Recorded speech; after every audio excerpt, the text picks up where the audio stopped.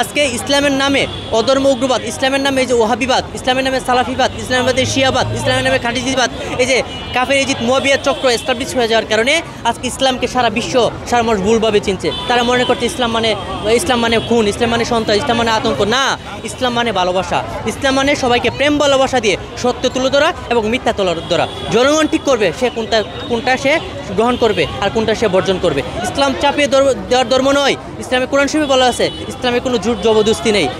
ইসলাম শান্তি ও ভালোবাসার ধর্ম। তো ইসলামের যে মূল আদর্শ, ইসলামের যে মূল শিক্ষা, সেই শিক্ষা দুনিয়ার বুকে কায়েম করার জন্য 10ই মুহররম শাহাদাত কারবালা দিবসে আমাদের প্রাণপ্রিয় ইমাম আকবর, যিনি জান্নাতের সর্দার, যিনি প্রান্তিক পৃথিবীর দহিত্র ছিলেন, যিনাকে দেখার জন্য পৃথিবী সকাল সন্ধ্যা ওনার বাড়িতে যেতেন, যিনাকে এত ভালোবাসতেন, তিনি বলতেছেন আমি যার মাওলা, আমি হুসাইন হতে, হুসাইন আমার হতে।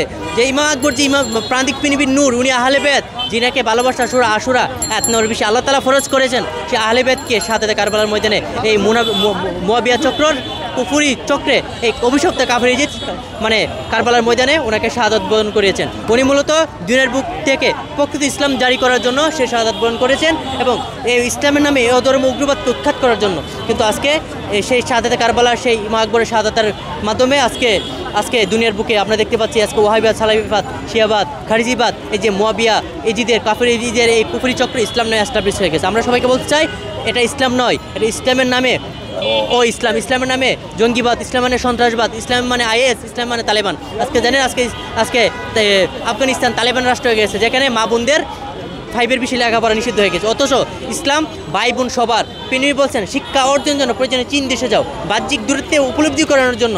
আজকে আহমেদ জাহালিয়াত থেকে মা বোনদেরকে উদ্ধার করে পৃথিবী মা বোনদের অধিকার দিলেন। আর আজকে তালেবান রাষ্ট্র আজকে এই যে ওয়াহাবিবাদ, সালাফিয়াত, মদিবাদ মা বোনদেরকে পড়াশোনা নিষিদ্ধ করে দিচ্ছে।